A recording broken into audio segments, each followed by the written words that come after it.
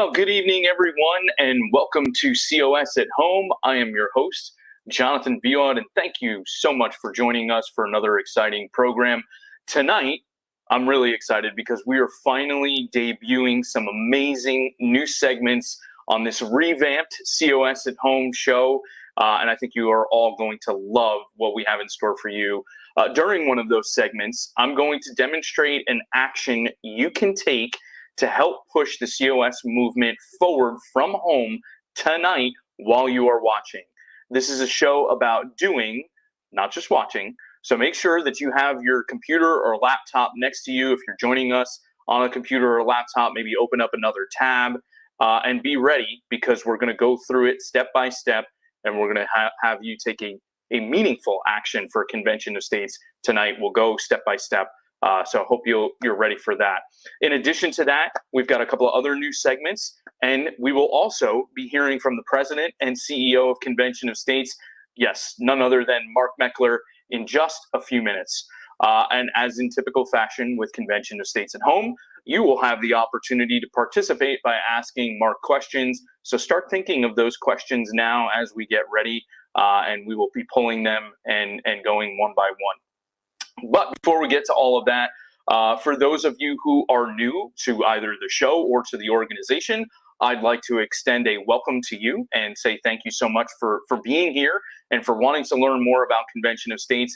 Let me first say that we are a grassroots movement focused on the goal of utilizing Article 5 of the U.S. Constitution to call a convention of states in order to propose amendments to the Constitution that would reduce the size and scope of the federal government, impose fiscal restraints on the federal government, and place term limits on all members of Congress and federal officials. In order to hold this convention, we need 34 states to pass our resolution, and we have 19 states that have done so already. So this is a great time to be getting involved. But what exactly does the process look like? That's what you might be wondering, right? How do we go through this, and what are the steps? So I'm going to take you now just a few minutes here to kind of go through what the actual process looks like to getting the Convention of States resolution passed, and then what would happen when we get to a convention. So the man behind the curtain is my buddy, producer G, the legendary Garrett Humberton, and he's going to be taking us through some of those slides now. So we're going to go right ahead and take a look at those. So the very first step is that the people lead this process, right? So you, as a citizen, can go and start talking about Convention of States and bring it to your state legislators, okay? So that's something where you have the power, and it's important that this is people-driven, because we, the people, are the solution, and we'll talk more about that as the evening goes along. So that's step one. Step two is that your legislators will then act, right? They will then they'll sponsor the legislation and then move to get it through committee. After it gets through committee, it then goes to a floor vote, and it has to go through both the House and the Senate of any legislature, of course, except Nebraska, which is the unicameral system. But all the other states have a House and a Senate. Best thing about this, governor does not need to sign the resolution. So this is just the House and just the Senate, and we take it through that process. So that's step two.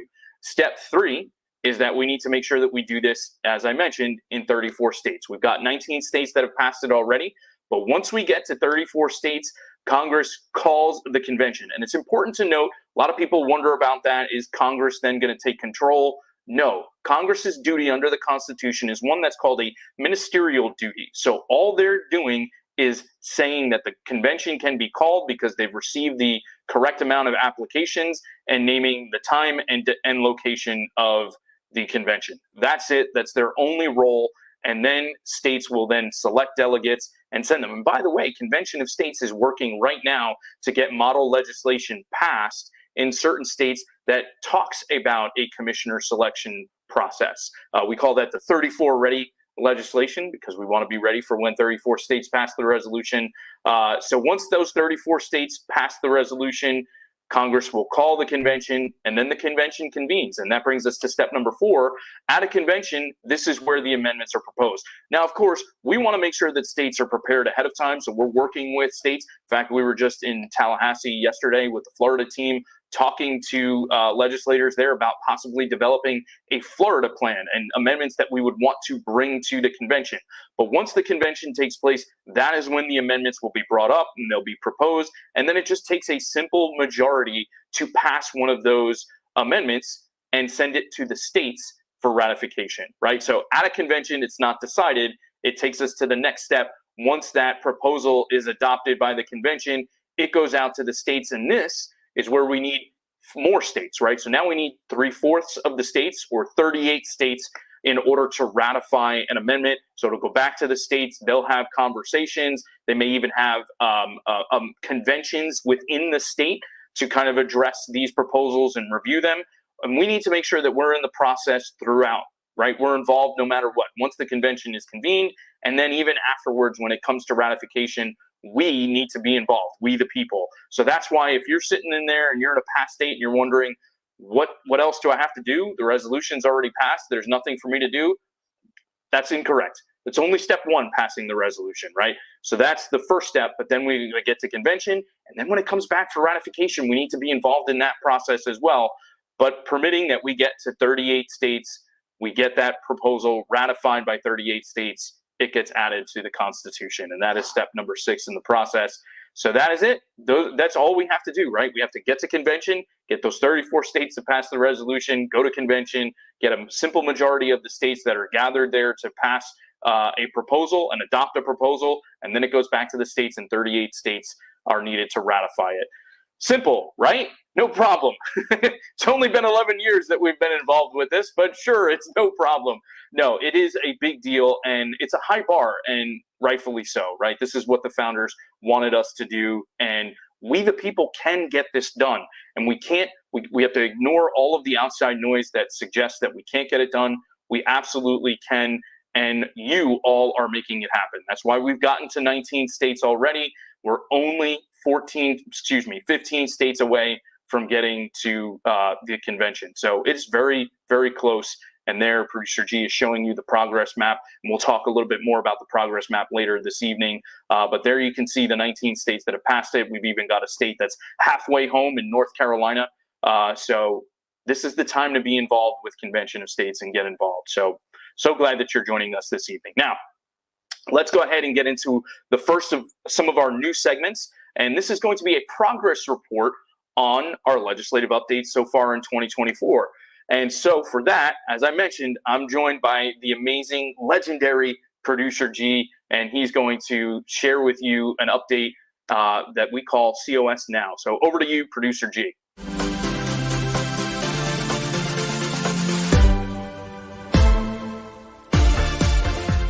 Senate Concurrent Resolution 112 will ask Idaho lawmakers to sign on to the convention idea.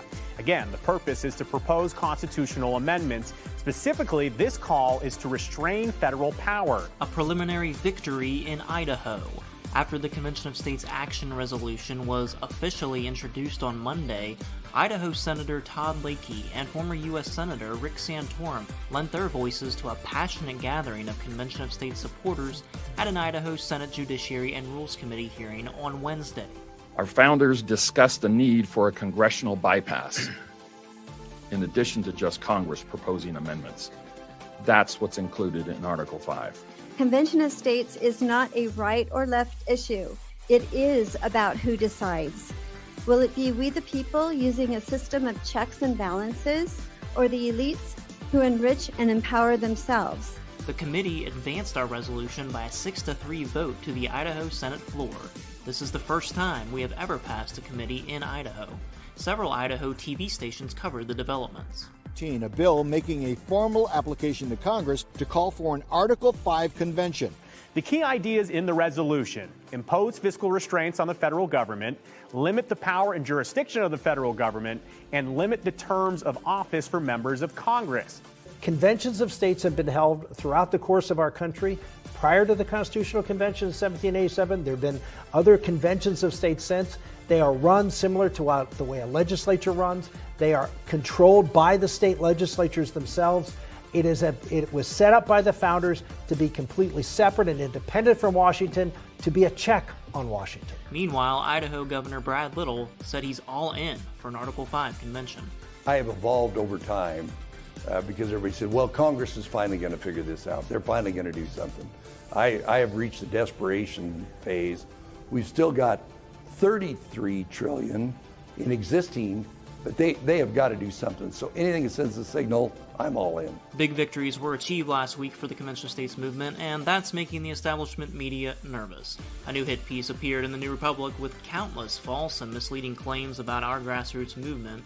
Author Nancy McLean's solution to preserve the status quo was to vote for President Biden or something. Apparently, Nancy missed the part about the Article 5 process completely bypassing the presidency, which is kind of the whole point. Oops. Turning to more serious talk, popular podcaster Tim Pool had much better advice for citizens looking to affect change. There's a possibility that there could be a convention of states, and you can enact dramatic change. So perhaps voting in the traditional federal sense may be a bit difficult. Win at the state level. We got to organize. You got to take a look at who your state reps are, who your state senators are. You've got to support. You got to talk to them. State reps and state senators, easy to contact. These are smaller communities where you live. You can check their offices. You can talk to them. Visiting your state legislators is exactly what COS volunteers do on a regular basis. Here's some behind-the-scenes footage of the Hawaii team proving how easy it is and sharing some important tips. Hey. Jack and Donna, hey, how's it hi. going? Hi. All right. Well, so you just visited Mark Nakashima's office. They think of COS, they may not support or whatever, but they say, yeah, those COS people, they come, they're pretty nice. You know? And then the Heritage Foundation, the support for Convention of States from them, that's the second handout today. Yeah, and there was positive comments about people who knew who the Heritage Foundation was, so it was a good one. Thanks to an extraordinary effort on the part of the Massachusetts Convention of States team, the Joint Committee on Veterans and Federal Affairs of the General Court of the Commonwealth of Massachusetts has favorably passed the Convention of States Resolution H3541 for the second legislative session in a row. It awaits action from the full chamber. Wyoming has now filed the COS resolution with 11 co-sponsors. This brings the total number of states considering COS action in 2024 to 18. Our resolution was also introduced on the Assembly side of the New York legislature with 23 co-sponsors. In other COS news, the COS New Hampshire team was successful in helping to kill an Article 5 rescission bill. In Oklahoma, the team generated over 100 contacts to the House Committee on Elections and Ethics in support of HB 3156, a bill that prohibits ranked choice voting. They are supporting this bill in conjunction with Heritage Action. The committee reported the bill favorably on a 5-2 vote. And finally, here's some snapshots from COS events going on around the country, including from Utah, Tennessee, Idaho, Montana, and Iowa. And now, you're up to date with Convention of States.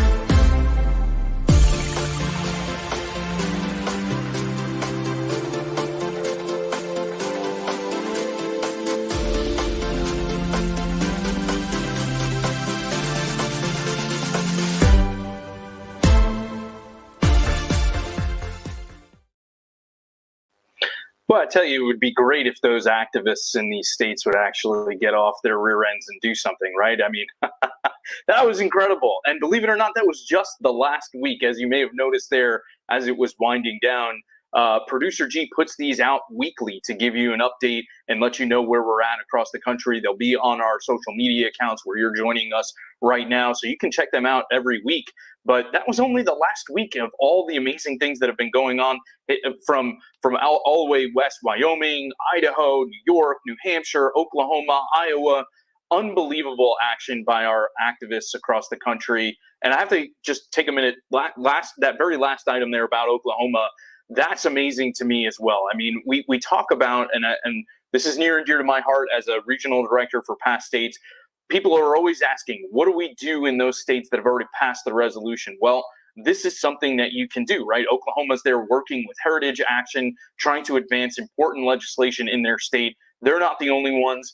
Georgia, Tennessee, all of these other states are working really hard right now with their legislators to try and pass really important liberty-minded legislation that will promote freedom, federalism, fundamental rights. We're involved in those things. We call it F3 legislation. So again, if you are in a past state, you want to be involved. So go on over to conventionofstates.com, click on that Take Action tab, sign up to become a volunteer. In addition to that, there are situations like what we've got going on right now where we will reach out to past states and ask them to get involved and help us by making some phone calls into sister states that have legislation active and trying to get past, including especially the COS resolution. So right now, Iowa, we've already passed through subcommittee and committee in the House, and we need to make a final push to get it through the House chamber.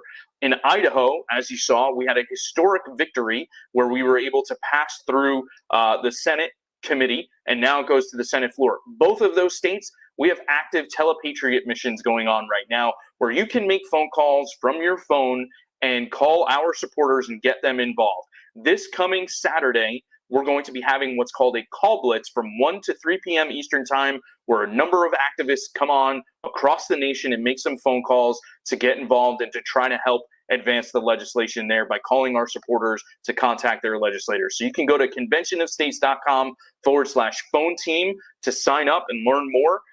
So again, that's conventionofstates.com/phone team. You can see the link there on the screen. Go there. If you're new, you'll see information on what to do. If you're already a telepatriot volunteer, be on the lookout for an email blast that's going to be coming to you with more information, including the link on where to join the call blitz. But help us by making some important phone calls in Iowa and Idaho. And also, we're going to be getting involved in some elections as well, where we're going to be sending some peer-to-peer text messages. That's going to be happening very, very soon. So if you're interested in learning about that, you can, again, go to conventionofstates.com/phone team. It talks about telepatriot, talks about our peer-to-peer texting. You can join the phone team and help us out, again, from the comfort of your own home. So be sure to do that. And with that, let's go on over and welcome to the show the Grand Poobah of Convention of States, and that is none other than Mr. Mark Meckler. Mark, how are you doing this evening? I'm good. That's my favorite title, by the way. You know, I get called all kinds of things. A Grand Poobah is definitely top. Although I think when Mark Levin called me, what do you call me, the Chief Muckety Muck of Convention of States, that was pretty good too. There's not enough room for that on my business card. Hey, can I say something? I want to say something about the call blitz that's going on. Please. I think I recorded a video on this earlier today. This is super important. We have telepatriot teams. You guys know about those. Some of you, a lot of you volunteered to be telepatriots. And right now, we have activities going in Iowa and Idaho, and there's not enough telepatriots who are making the calls. And I'm not trying to shame you guys. I'm not going to name anybody. But remember, a lot of us pledge our lives, fortunes, and sacred honor. And right now, it is time to put lead on target in Iowa and Idaho. We have got to get those states done, and we need you to make the calls. And if we don't make the calls, we're not going to get it done. I mean, that's really where constituent pressure comes from. So if you've never done it before, go ahead and sign up to do it. You can see the link there at the bottom, conventionofstates.com/phone team. And you got to do it. We need you to make those calls. What I really expect, what we really should have, there's not that many calls. We should always have more people that want to make the calls than calls we need to make. If we do that, we're going to be effective. That's kind of quintessential grassroots activism. And so we need you. Idaho and Iowa both need you right now. We just upped some new Patriot missions, some new districts. So if you guys, if you can give a half hour, an hour, a whole day, Saturday is a day when we're going to do a call blitz and do it together for a couple hours. Please get involved. We have to get this done. And the beauty of the call blitz too is if you're new and you haven't experienced this before, you can come on and you can ask questions, right? We're going to have people that are experienced and understand telepatriot, so you can join us. And let me tell you, it may seem a little scary at first. Once you get into it and you start making those calls, it is super easy, super simple, and it makes a huge impact. So small commitment from you, but it will make a huge impact in what we're trying to accomplish. So Mark, rumor has it that you somehow found yourself in Tallahassee yesterday. Is that correct? And if so, what were you doing in the free state of Florida? You know, it's hard to believe that I'm back here at home in the library with Winston driving me crazy. And yesterday I was in Tallahassee. Last night I was in Winston. I'm sorry. Where's O'Malley? He's not making his appearance right now. I don't know. Yeah, he's hiding right now. So, yeah. I went in the night before and had dinner with the grassroots at Mission Barbecue. That was really awesome. That's one of my favorite things to do. You know, I like going to legislatures and doing rallies and all that stuff. I love testifying. My favorite thing to do is just hang out and have dinner with grassroots folks. Had some great conversations. We probably spent, my gosh, like 3 hours. We closed the place down. I do know that. I think there were 60 of us at this barbecue joint. It was good barbecue. And I know something about barbecue because I live in Texas. Really good. Got to sit with Jonathan, got to sit with Dina Butts, the state director, and a whole bunch of other great people. Met new people I didn't know from previously, a bunch of old friends. So that was a great start. Filled my belly with some barbecue, went to sleep, got up super early the next morning. And in Tallahassee, they have a really unusual state capitol with a 22-story office tower right in the middle of it. I mean, they have the old school Capitol with the dome on it and all that, but many years ago they remodeled, they built this giant tower. It's a kind of ugly tower from the outside, but inside, really nice, really pretty. They built kind of a fake rotunda in the middle that's really pretty. The offices are very nice. And 7 a.m.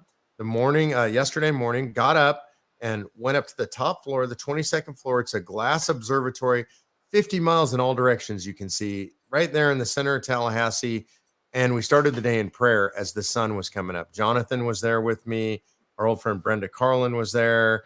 Lots of legislators came up, but we probably had, I don't know, like 50 people, 45 people in that room, just kind of popcorn style prayer. Everybody praying, a lot of prayers for the legislature, the legislators, the governor, the lieutenant governor, a lot of prayers for pass the good bills and kill the bad bills. And there's Jonathan's putting up a picture. It was really cool. I mean, this was really a fun thing to participate in. You can kind of see in that photo the sunrise coming up in the background. What a spectacular place to pray. And they pray up there every day. And I think that's one of the reasons that it is now the free state of Florida. They've been doing this for a long time. They've really turned that state around. And I would say right now, the leading conservative state in the United States of America. So that's how we started our day. Went downstairs. We had a rally set up outside because it was the 10th anniversary of Florida passing the Convention of States resolution. I was corrected. I said this incorrectly previously. I said they were the second state. Florida was the third state to pass the resolution. And so here we are 10 years on. They're celebrating. The team is as strong as ever. Really impressive. We probably had, I want to say, 80 to 90 people show up for the rally. The rally was great. We had some great speakers there. We had Moms for Liberty there.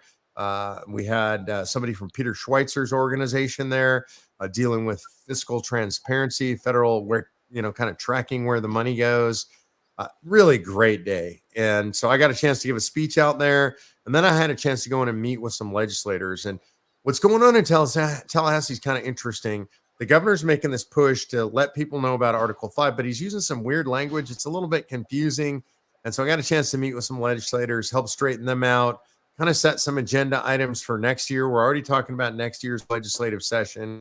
I just love being there. So I was there all day until about 3 o'clock. And at 3 o'clock, got in the car, drove a couple hours to a friend's house outside of Gainesville, a big supporter of Convention of States, one of our donors. And we had a dinner for me there out in the countryside. Really nice, really fun. And I got to meet a guy by the name of Jeff Childers, Childers. If you don't know him, he's become a really great Substack writer. He's a lawyer, followed COVID really well, knows all the data. He writes a Substack called COVID and Coffee. Comes out every morning. And I really wanted to meet him, and we had a mutual friend. So I was there until pretty late last night. And then I drove into town and stayed over and got up at 4 a.m., flew home, and here I am. The day's been crazy, hit the ground running, haven't had a chance to take a break, and here I am with you. And clearly you couldn't go so long without seeing me, and that's why you needed to sit down and be here on I get it. Exactly, that's true.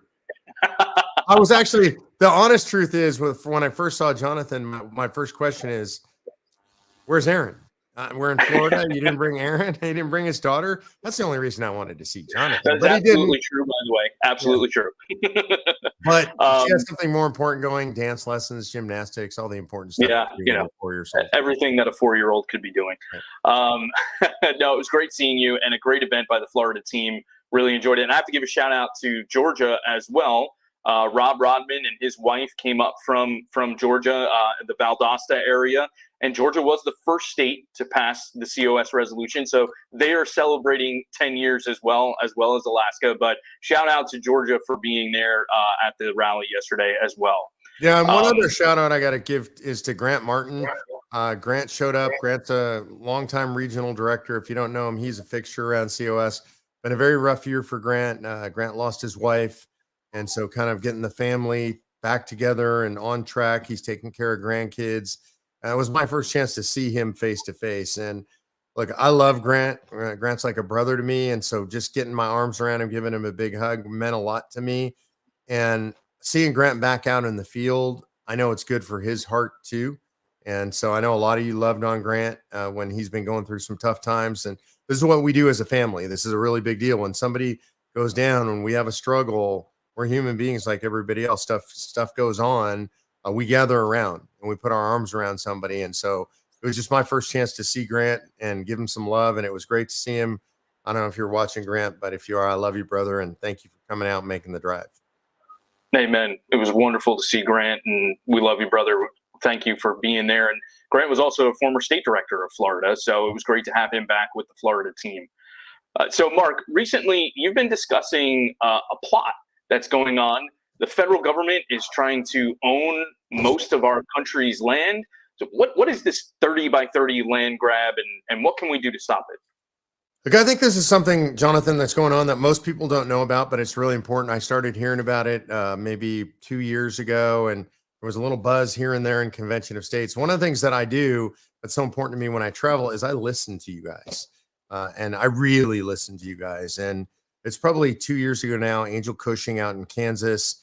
We were at an event at Mount Rushmore. I got a chance to sit with her at dinner, and she said, "Do you know about what the federal government's doing, this 30 by 30 land grab?" And I didn't know anything about it. She's an expert, and she educated me on it. And really what the federal government says, it's their goal by 2030 to own 30% of all the land and water resources in the United States of America. They own about 12% right now. So over doubling federal land holding. And whose expense does that come at? You and your private property rights. And by the way, they're not stopping with that. After that, they intend to have 50% by 2050. And so they're going to take private property. They're going to take federal property that the federal government owns now and make sure humans are locked out of it. They're going to stop oil and gas development. They're going to stop building.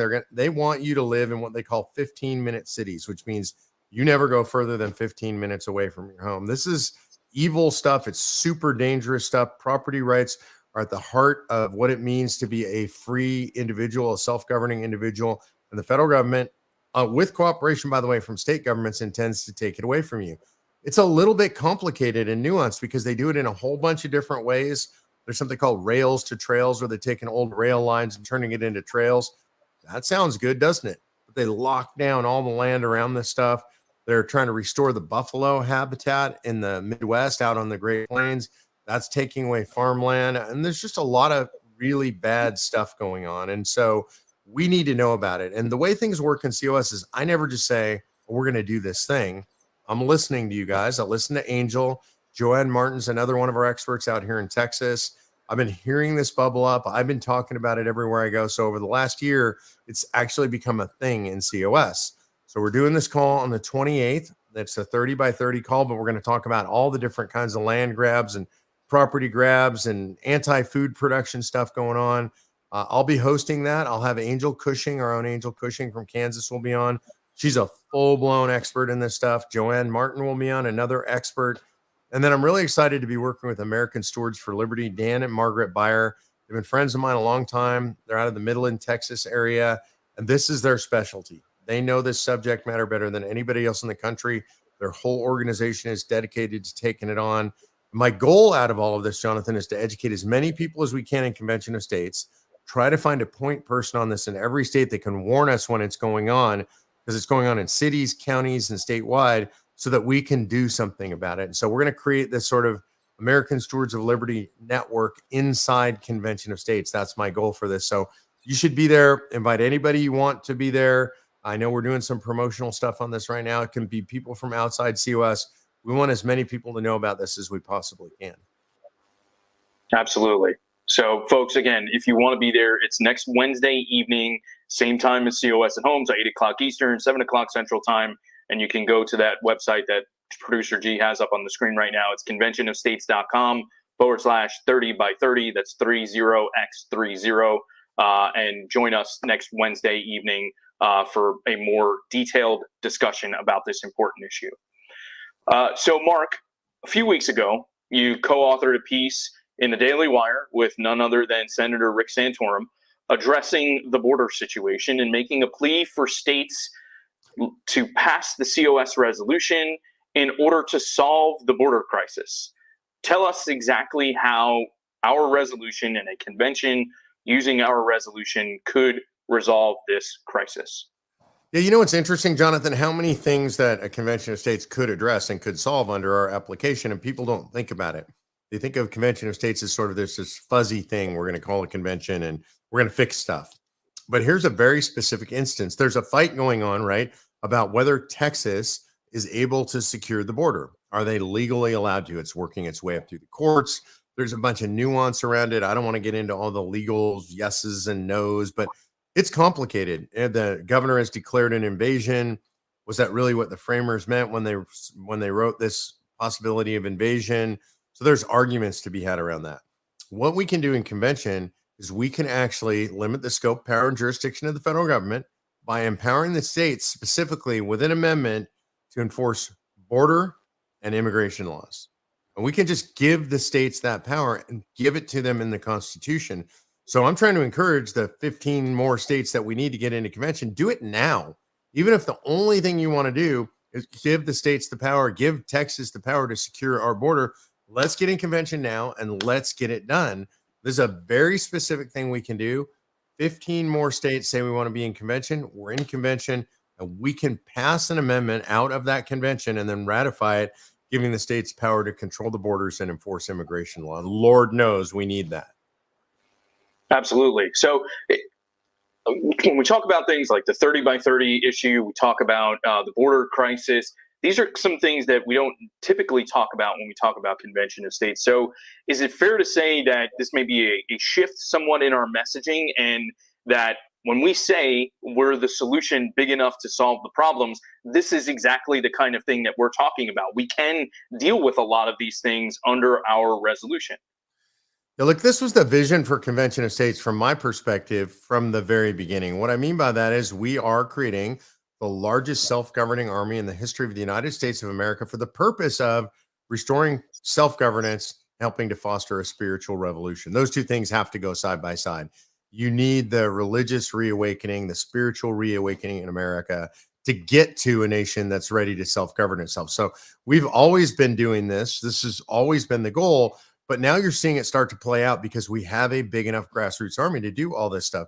This is why, for example, we have our F3 initiative, freedom, federalism, and fundamental rights. Anything that falls within those, our state teams can do in their states, in their legislatures, and they're doing it all across the country. So it's ballot and election integrity, it might be property tax reform, it might be pro-life stuff, it might be anti-critical race theory or anti-gender ideology. All of these things fall under those three F3 categories. And so this is what we're really doing. This is, if you've just come in and you came in and you're like, wait, I thought I'm just doing convention of states, you can, and that's fine. And that's really important. We absolutely are working our way towards the convention. We're going to call a convention, but we're also at the same time training you how to understand how your government works, understand the fundamental principles upon which this country was established, understand your Constitution, understand your rights and your obligations, your responsibilities as a citizen, understand where the power points are, where the leverage points are that can allow you to be effective. Jonathan, I believe we're going to save this country. I really genuinely do. I'm not down like so many people. It's so dark. There's nothing we can do. But I do know this for sure. If the people watching this and a lot more don't step up and start doing the work, then we're not going to save the country. It's going to take you, Jonathan, and me, and maybe even some help from Erin because she's so cute, but it's going to take all of us to save the country. Absolutely. And as I said yesterday, and I've said it a couple of times, I heard our buddy Steve Dace talk about it. Part of the reason we're here as a country is because we've allowed this to happen, right? We get the government and the culture that we tolerate. But the beauty of that, not that we've allowed it to fall this way, but the beauty is that we are also the solution. And I think that's exactly what you're talking about. If we step up and we say no more, we can really solve the current crisis that we're experiencing. We can solve anything because we, the people, have that power, and it's important that we step in.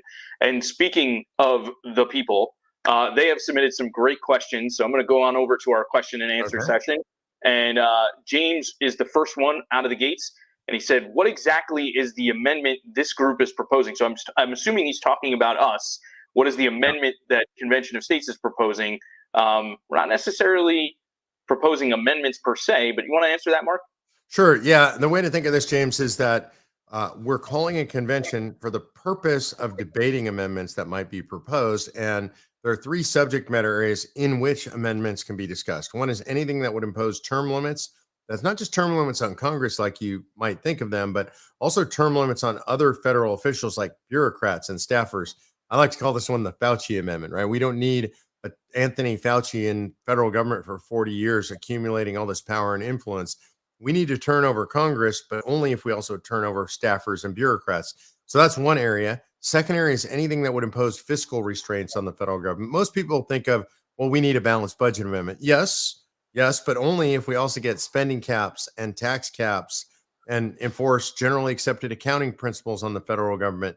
There's all kinds of ways that we can tie the federal government's hands and make sure that they're more fiscally responsible. And then the last one is anything that would impose what we call scope and jurisdiction restraints on the federal government. What I mean by that is telling the government, no, you can't do a bunch of stuff that you're doing right now. The federal government had 17 enumerated powers at the founding. Some people say 18. I think it's 17 at the founding. Most of those related to foreign stuff, foreign trade, the ability to make war, the ability to have alliances with foreign countries, interstate commerce. There's some limited stuff they were supposed to do that only a centralized government could do. The rest was for the states and for the people. And ultimately what happened is that paradigm has shifted. It's flipped, actually. Most of the power is now in the hands of the federal government and not the people in the states. So the goal is to flip it back. So specific amendments in that area might be saying we're going to do away with the Department of Education or the Department of Energy. A lot of these departments, about 40%, maybe roughly, operate under the auspices of what is called Commerce Clause authority. That was, in my opinion, fake authority granted by the courts to the federal government to do stuff they were never supposed to do. So we need to specifically take those kinds of powers away from the federal government, give it back to the states and the people. There you have it, James. Landry wrote in, and he says, what's the contingency plan if Congress refuses to do its duty? And I know that's a popular question. A lot of people ask that. So how do we handle it if Congress refuses to do its duty?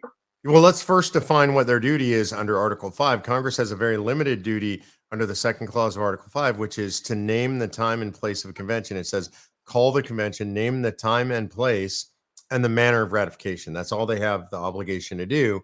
And so the real question I think Landry's asking here is, what if Congress says, well, we're not going to call a convention? You got to 34 states. We don't care. We're not going to call the convention. And the answer is, we don't need no stinking Congress. And I mean that genuinely and sincerely and legally. It's not just attitude. It's not just me being combative, which I am.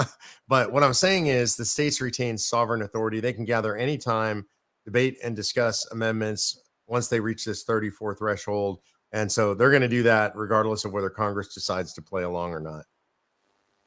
Folks, I just have to commend Mark here for a second for keeping his composure despite this distraction that's literally staring him in the face. And I know how that feels because I'm usually dealing with it. I usually have a tail whacking me in the face.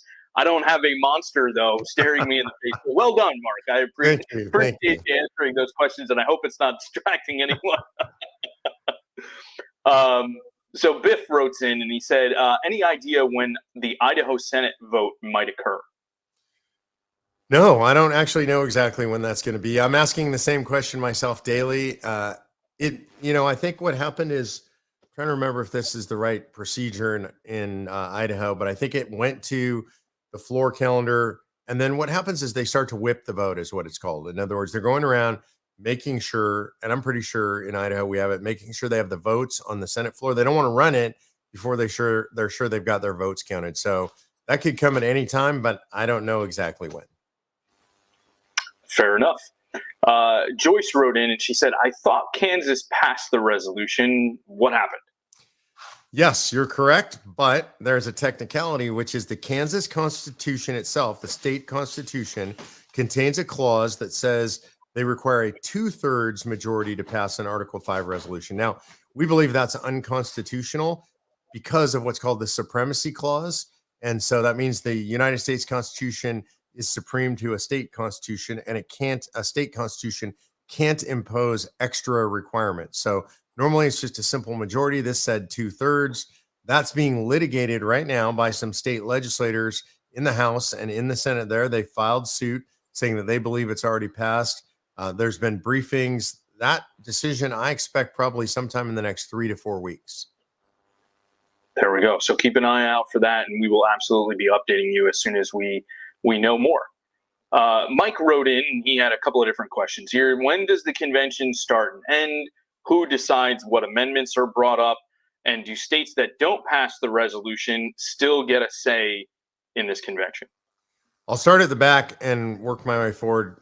So yeah, any state can participate, and any state has a right to bring propose amendments.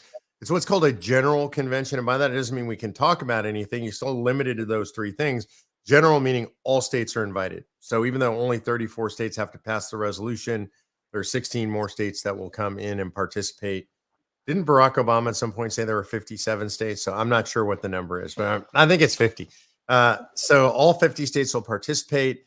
The way it works is what they're going to talk about is what the resolution says is those three things I talked about earlier. When they get there, they'll adopt a set of rules. Look, we've had over 40 conventions in American history. We're pretty sure what the rules are going to be.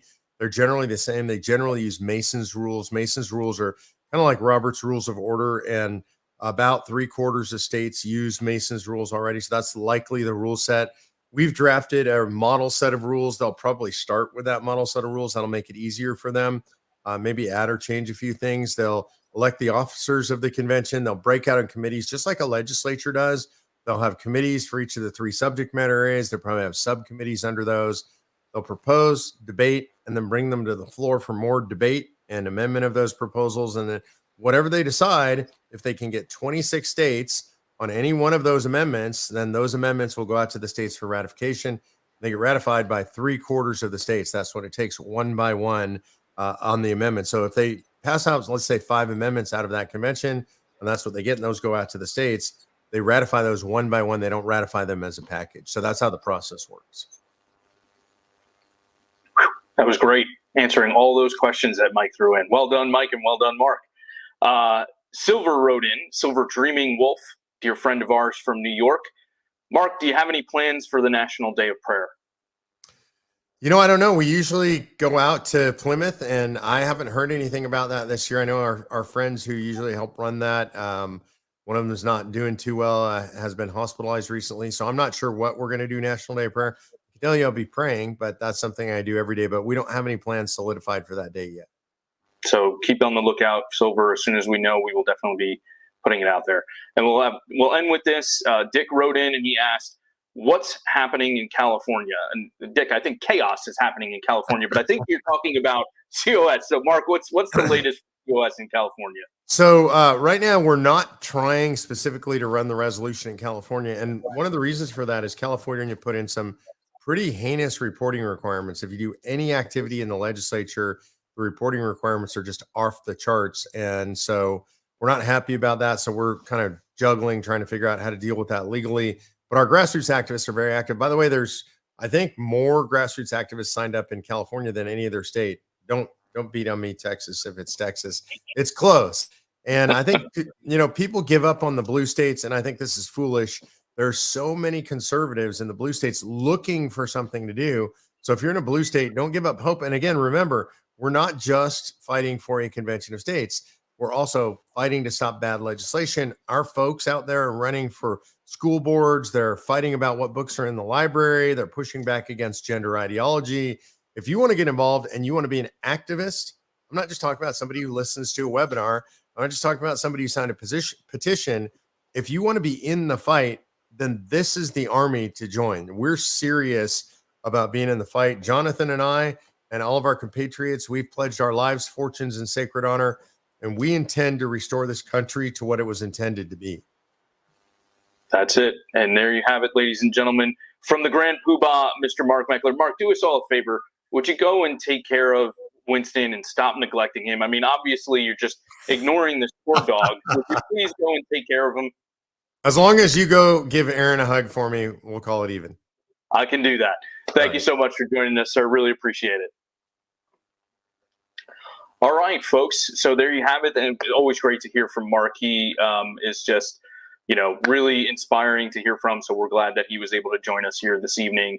Now, let's go ahead and move on to another of our new segments here on COS at Home. And I mentioned earlier that we would walk you through a way to actually take action. And so I'm really excited to walk you through that right now, because one of the key purposes of this show when we first started COS at Home was we wanted to inspire you, inspire everyone in our audience to get involved and to take action to help us advance the Article 5 movement, right, and try to get our resolution passed. So we wanted to think of ways, well, what are some things that we can do with you while you're sitting here and talking and listening to us? And one of the things that we felt that was important is we know that a lot of people don't have a lot of time to volunteer, right? And it's not easy. Thank you so much for taking the time out of your day to sit and talk to me and listen to me talk to you about Convention of States and hear from some of our great guests. But we wanted to try to kill two birds with one stone, if you will. And that's why we wanted to think of ways, small ways, that you can make an impact. And believe it or not, there are a lot of different things that you can do from the comfort of your own home to get involved and to make some major impact. So tonight, we're going to talk about one of those and show you exactly a way that you can take action right now to make a huge impact for a Convention of States. So we're going to walk you through what is it, Jonathan? What are we doing? We're going to walk you through how to contact your legislator, express your support for a Convention of States, and even see how you can go and visit your legislator, exactly, how you can look up their contact information and as well as their address. So to do that, I'm going to enlist the help of the legendary producer G once again. He's going to share his screen as we go through this, and we're going to start over on the Convention of States website. So now I mentioned a way to contact your legislator. Well, when you sign the petition, if you haven't done so already, please do that when you go on over to the website. What that is, it's not a traditional petition, right? What you can do, or what it is actually, is it's a letter in your name that gets delivered to your legislator asking them to support Convention of States, right? But we wanted to take it a step further. In case you haven't signed the petition, there's another way for you to reach out to your legislator and let them know that you want to support Convention of States. And some of these pages are even a little bit more specific than that, messages that we can do, and they're kind of customed by your state. And how do you access that? Well, if you continue on down the Convention of States website, you'll eventually arrive at the progress map, right? Producer G showed that to you earlier when we were talking about which states have already passed the resolution. Those are the states in green. The states in blue have some active legislation right now in 2024. And the one state in yellow is North Carolina. They're the state that has it halfway home. We've already passed the House there. We just need to get it through the Senate. But if you click on one of those states, it's going to bring you to another website that is the CiviClick website for that state. So this is the site that we use for our calls to action. And all you have to do is enter your information there on the sidebar.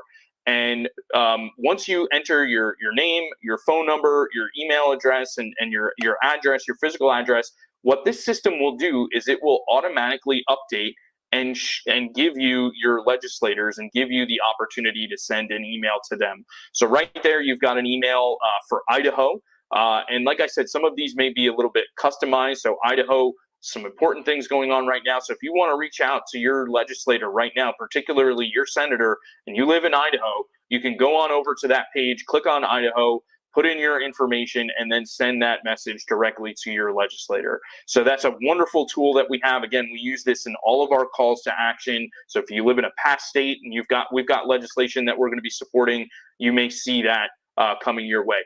But there's also other ways outside of our website, outside of CiviClick, for you to go and find out who your legislator is, how you can contact them, how you can make a phone call, or possibly even visit their office, whether it's at the Capitol or in their home district. And one of the easiest ways to do that is to go to usa.gov. And I forget the full website. I think it's usa.gov/elected-officials. I think you can correct me if I'm wrong there, Producer G. But as soon as you go to that website, it will bring you up to this page where you can find and contact your elected officials. And what's great about this page is that it shows you everyone that is an elected official. So once you go here, you'll see that information. You'll fill out your address, your mailing address, your city, your state, zip, put it in there, and it'll bring you, calculate and show you all of your results. And there you see all of your elected officials, right? These aren't just your state rep and your state senator. It shows you everybody. But obviously, we want to focus on the state elected officials. So when you click on the plus sign there to expand your screen, it will show you all of your elected officials there in your state. And if you scroll down to your state rep, your House rep, or your senator, it'll have their information. It'll have their address. They'll have their phone number. And it will also have the link to the state website. And when you click on that, that's where you can find even more information regarding your state legislators. So right now, what they may have is they may have the address just at the Capitol. But if you click on the link that brings you to the website there for your state legislator and for your state, they may have an address in the district as well, which is closer to home to you. So that's a great way to find out where they are. There are also possibly different phone numbers, so you can contact the officials that way. And this is a great way, again, that you can go ahead right now, click on that button on CiviClick and send a message, or make a phone call to your legislator. I know it's a little late, and depending on where you are in the country, but you may want to leave a message and say, hey, I'd like to talk with my representative or my legislator about Convention of States. When can I come and meet with them? So that is the way to do it. And again, this is just a quick, simple, easy way for you to go ahead and take action from the comfort of your own home. So we wanted to show that to you. And coming up on future COS at Homes, we're going to be showing you more tools like this, ways that you can make an impact. We talked about a couple of them earlier in the program, making phone calls, sending text messages. You may learn that if you go to the Call Blitz on Saturday. But come on back to future COS at Home webinars, and we will go through those and much more. So thank you, Producer G, for helping direct me and navigate through these pages. And again, that website was up there on the screen. Thank you for that, Producer G. So in addition to that, we've got another wonderful segment. And one of the top questions that we get generally at Convention of States is, how can I effectively communicate the COS message quickly, right? What are some ways that if I'm out there and I'm talking to someone, what's the quick pitch that I can give to them and let them know exactly what COS is all about? Well, the truth of the matter is, and with apologies to my dear buddy O'Malley, I hope he's not listening, there's more than one way to skin that cat. What a terrible analogy. But anyway, there's more than one way to skin that cat. There are a couple of different ways that you can make that pitch to people. And a few years ago, when we were having our leadership summit here in Florida, in Orlando, we put out a contest to our grassroots activists, and we said, come up with your best elevator pitch, record yourself, and submit it.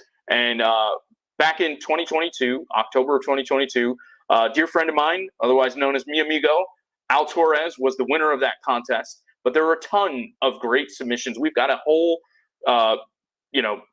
storage and volumes of submissions from folks expressing these short little elevator pitches, and we wanted to start to show them to you to help you in better crafting your message when you're out there and talking with people about Convention of States. Again, helping you become an activist and a huge supporter for Convention of States.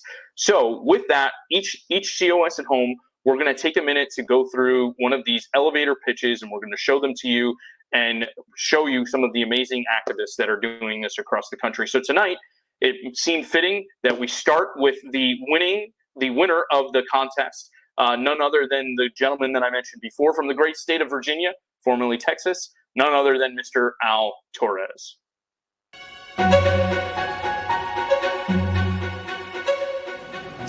So tell me about this Convention of States. Hi, thanks for asking. Convention of States is an organization, a movement, if you will, of volunteers and supporters who are trying to bring power back to the states and to the American people where it belongs. See, we're using Article 5 of the Constitution to make that happen. We want to impose fiscal restraints on the federal government to stop the runaway spending.